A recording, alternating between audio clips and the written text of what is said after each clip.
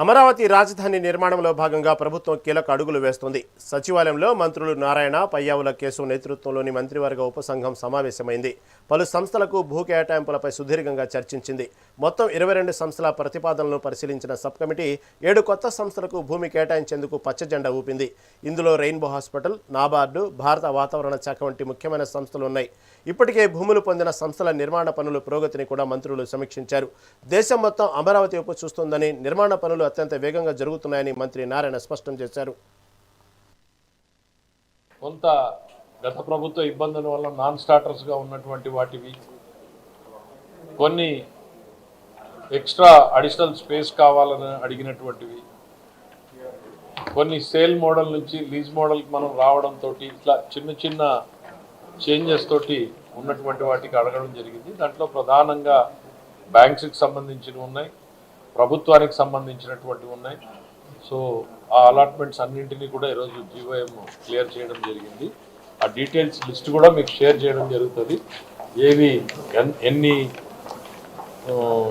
ఇన్స్టిట్యూషన్స్కి allot చేశామో ఏంటి అనేటువంటిది. అండ్ వెరీ ట్రాన్స్పరెంట్గా జరుగుతూ ఉంది. అమరావతిలో యాక్టివిటీ అనేది బాగా గేరప్ అవుతూ ఉంది. ఇంట్రెస్ట్ బాగా పెరిగింది. గతంలో స్లోగా ఉన్నటువంటి వాళ్ళు కూడా ఇవాళ వచ్చి ఇదిగో మాకు అలాట్మెంట్ ఉంది, ఆగిపోయింది, మేము ఇవాళ మళ్ళీ రీస్టార్ట్ చేయాలనుకుంటున్నాం, కోఆపరేట్ చేయండి అని ప్రభుత్వాన్ని అప్రోచ్ అవుతా ఉన్నారు.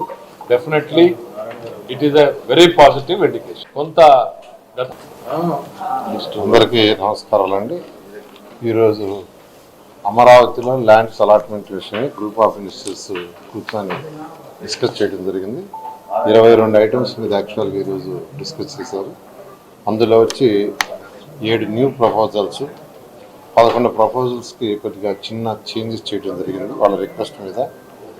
అదేవిధంగా ఒకటి వచ్చి పెండింగ్లో పెట్టారు. వీటిలో ముఖ్యంగా ఏంటంటే ఎవరు స్టార్ట్ చేశారు, ఎవరు స్టార్ట్ చేయలేదు, దాని మీద యాక్చువల్గా ఈరోజు గ్రూప్ ఆఫ్ మినిస్టర్స్ డిస్కస్ చేయడం.